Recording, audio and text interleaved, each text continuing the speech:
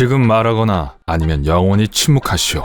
영화나 드라마의 결혼식에서 이런 구절이 나오면 누군가 자리에서 벌떡 일어나거나 스테인드 글라스 창문을 뚫고 들어오거나 신부나 신랑에 대한 사랑을 고백함으로써 결혼식을 중단시킵니다. 결혼식장은 난장판이 되죠. 영화상에서는 멋진 장면입니다.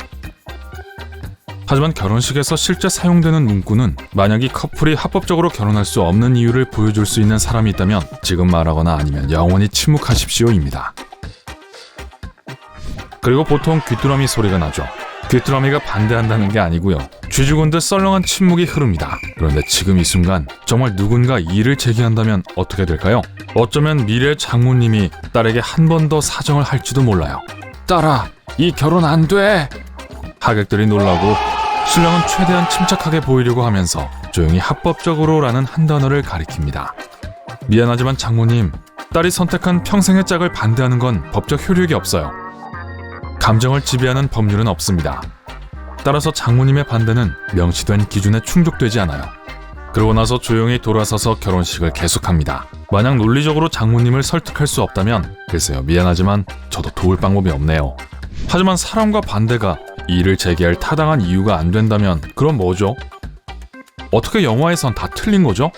영화가 틀린 이유는 로맨스가 로맨틱 코미디를 이끄는 원동력이기 때문입니다. 시나리오 작가들은 그럴듯한 줄거리의 반전을 생각해내지 못하면 그 식상한 결혼식 중단을 즐겨 사용합니다. 하지만 진짜 세상에서 신랑 신부에게는 반갑지 않은 일이죠. 아시다시피 결혼식은 마치 연극 공연과 비슷합니다. 관객이 있고 멋진 의상 그리고 주인공들이 정해진 대사를 읊습니다. 하지만 연극 무대와는 달리 결혼식의 규칙을 만든 사람들은 어떤 드라마나 놀라운 반전은 원하지 않았습니다. 그래서 그 구절을 포함시킨 거예요. 그 기원은 1500년대로 거슬러 올라갑니다. 당시는 의심스러운 신랑이나 신부를 확인하는 게 거의 불가능했어요. 오래된 트윗을 확인하거나 두 사람이 결혼하지 말아야 할 합법적인 이유가 있는지 알아보기 위해 데이터베이스를 조사할 수가 없었어요. 합법적인 이유로는 이미 다른 사람과 결혼한 상태일 수도 있어요. 맞아요, 상당히 중요한 문제죠. 둘이 인척관계일 수도 있어요. 그건 좀 곤란하겠죠. 그리고 결혼 당사자가 원하지 않는 결혼을 강요당하고 있을 수도 있어요. 풀어줘요. 그 남자는 관심도 없어요. 신부나 신랑이 사기꾼이거나 수배 중인 범죄자일 수도 있어요. 지금 말하라는 것은 사람들에게 문제를 제기할 수 있는 마지막 기회를 줍니다. 잠깐만요. 마지막 기회라고요? 그전에도 그럴 기회가 있다는 뜻인가요? 사실 3번의 기회가 있습니다. 일반적으로 결혼식을 올리는 교구에서는 3주 동안 매일 일요일마다 앞으로 있을 결혼을 공고하여 관련 있는 사람들과 남 얘기를 좋아하는 사람들이 충분히 뒷조사를 할 시간을 줍니다. 이런 결혼 예고를 벤스라고 불렀습니다. 이 단어는 오늘날에도 공고를 가리킬 때 사용됩니다. 바로 배너입니다. 좋아요. 법적인 부분은 설명이 됐어요. 그렇다면 왜 결혼으로 맺어진 친척을 인로스라고 하는 걸까요? 인로는 결혼에 의해서 이루어진 인척관계입니다. 결혼을 하면 아내 남동생은 브라더 인로우라고 하죠. 그럼 다시 결혼식의 그 장모님 얘기로 돌아가 보죠. 시댁 혹은 처가 식구들이 결혼을 반대하는 이야기를 종종 영화에서 보게 됩니다. 예를 들면 신랑 어머니가 결혼식 도중에 알레르기 반응으로 꾀병을 부리죠. 좋은 생각이에요. 적어두세요. 신랑 어머니는 결혼 서약을 멈추게 하고 당장 병원에 가야 한다고 고집을 피웁니다. 좋아요. 그러죠. 신랑 아버지가 데려가면 되겠죠? 아니면 삼촌이? 아니죠. 신랑 어머니는 신랑과 신부의 아버지가 자신을 병원으로 데려가야 한다고 합니다. 둘 다 결혼식에 없어서는 안 되는 사람들이죠. 어떻게 그런 일을 꾸밀 수 있는지는 믿기 어렵지만 그건 나중에 설명하죠. 신부 아버지가 병원에서 주차할 곳을 찾아 헤매는 동안 신부는 같이 입장할 사람이 없습니다. 설상가상으로 신랑은 응급실에서 자기 어머니와 함께 있어요. 착한 아들이긴 하지만 정말 이래도 되나요?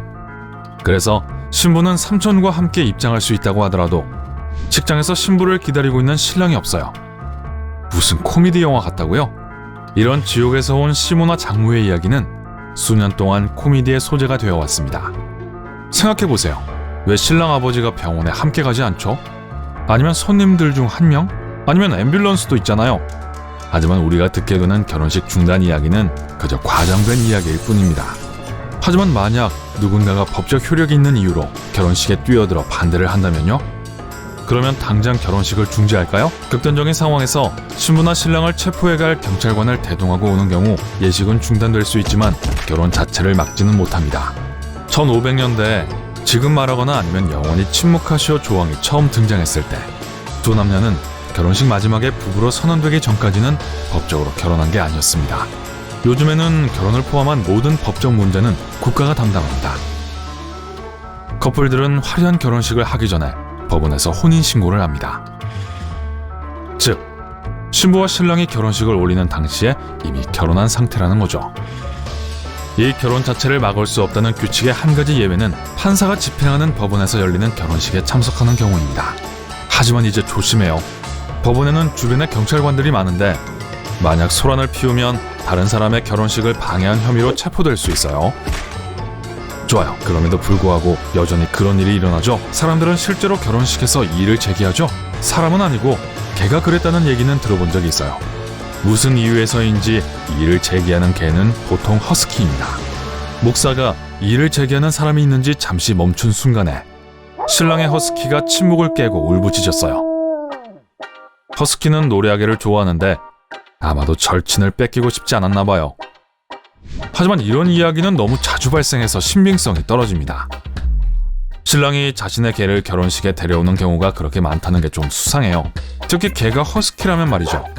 사랑스럽긴 하지만 허스키는 훈련시키기 힘들기로 악명 높고 결혼식 도중에 소란을 일으킬 가능성이 있거든요.